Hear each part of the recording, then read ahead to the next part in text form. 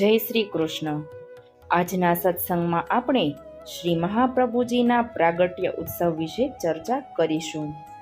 ચાલો જાણીએ. 13 તારીખે પ્રાગટ્ય ઉત્સવ છે. એ કોઈ સામાન્ય દિવસ નથી. આ દિવસ છે જ્યારે આ ભૂમિ પર કૃપા સ્વરૂપે પ્રગટ્યા હતા શ્રી વલ્લભાચાર્યજી, જેને આપણે પ્રેમથી કહીએ છીએ શ્રી મહાપ્રભુજી.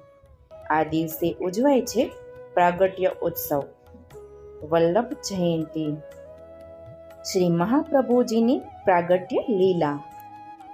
સમય હતો સંવંત 1535.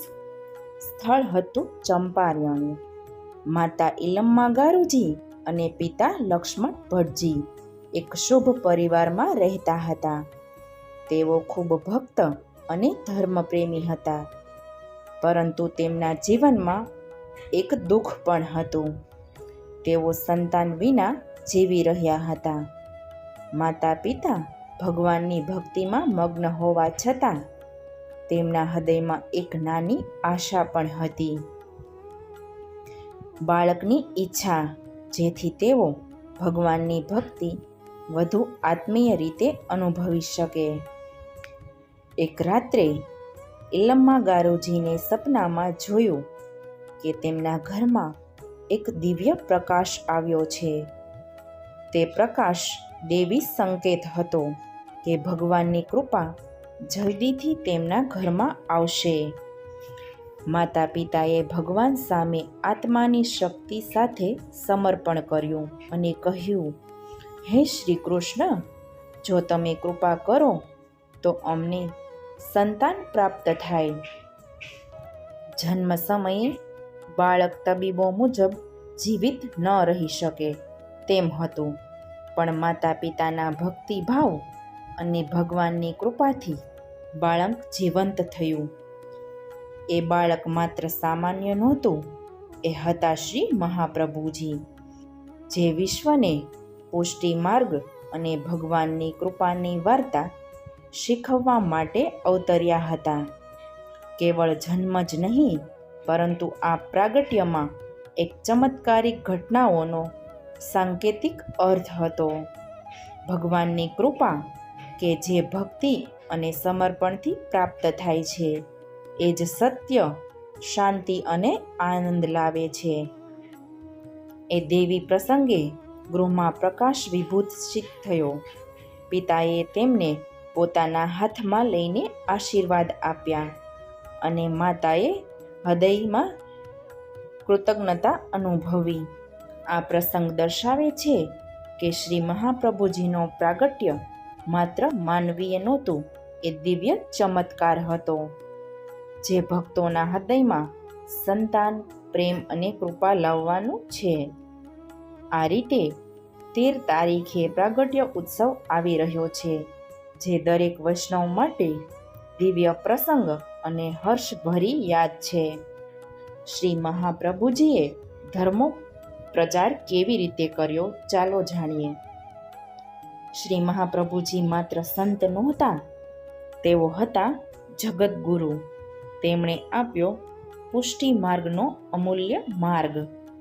પુષ્ટિ માર્ગ એટલે શું? પુષ્ટિ એટલે ભગવાનની કૃપા. આ માર્ગમાં ભગવાનને મેળવવા માટે કઠિન તપ, યોગ કે જ્ઞાન જરૂરી નથી. માત્ર જરૂરી છે પ્રેમ, શ્રદ્ધા અને સમર્પણ. તેમણે શીખવ્યું, ભગવાનને ભોગ નહીં, ભાવ ગમે છે. બ્રહ્મ સંબંધનું મહાત્મય. પુષ્ટિ માર્ગમાં સૌથી મહત્વપૂર્ણ છે બ્રહ્મ સંબંધ. બ્રહ્મ સંબંધ એટલે શું? જ્યારે જીવ આત્મા પોતાને સંપૂર્ણ રીતે ભગવાનને સમર્પિત કરે, એને કહે, હું તારો છું. એક ક્ષણથી ભગવાન તેને સ્વીકારી લે છે અને જીવનનો સંબંધ સીધો શ્રી કૃષ્ણ સાથે બંધાય છે. આ કૃપા માત્ર શ્રી મહાપ્રભુજી દ્વારા જ મળે છે. સેવાભાવ અને ભક્તિ કેવી રીતે કરવા? પુષ્ટિ માર્ગમાં ભક્તિનો અર્થ માત્ર પાઠ કે પૂજા નથી, પરંતુ સેવા છે. જેમ માતા પોતાના બાળકની સેવા કરે છે એમ વૈષ્ણવે ઠાકોરજીની સેવા કરવી જોઈએ. પ્રભુને જગાડવા જોઈએ, સજાવવું જોઈએ, ભોગ ધરવો જોઈએ, આરતી કરવી જોઈએ. આ બધું એક પ્રેમ ભરી સેવા છે અને આ સેવા દ્વારા ભગવાન પોતે ભક્તને અનુભવે છે. આજના સમયમાં પ્રાગટ્ય ઉત્સવનું મહત્વ. આ 13 તારીખે પ્રાગટ્ય ઉત્સવના સમયે જ્યારે જીવનમાં તણાવ, ચિંતા અને ભય છે ત્યારે પુષ્ટિ માર્ગ શીખવે છે કે ભગવાન પર વિશ્વાસ રાખો, બધું તેમને સોંપી દેવો અને જુઓ જીવનમાં શાંતિ અને આનંદ આપોઆપ આવશે. શ્રી મહાપ્રભુજીની કૃપા અપરંપાર તમારા ઉપર વરસશે. પ્રાગટ્ય ઉત્સવનો મહિમા. કહેવાય છે આ 13 તારીખે પ્રાગટ્ય ઉત્સવના દિવસે જો તમે ભાવથી શ્રી મહાપ્રભુજીને યાદ કરો તો તેમની કૃપા જરૂર તમારા ઉપર થશે. આ દિવસે માત્ર એક કામ કરો, શ્રી કૃષ્ણ શરણમમ આ મંત્ર 11 વાર બોલો અને દિલથી કહો, હે શ્રી મહાપ્રભુજી, મને તમારી સેવા આપો. આટલું કહેવાથી શ્રી મહાપ્રભુજીની કૃપા તમારા ઉપર જરૂર થશે.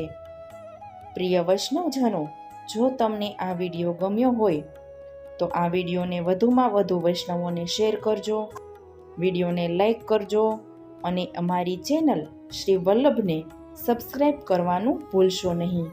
સર્વે વહાલા વૈષ્ણવોને ભાવથી જય શ્રી કૃષ્ણ.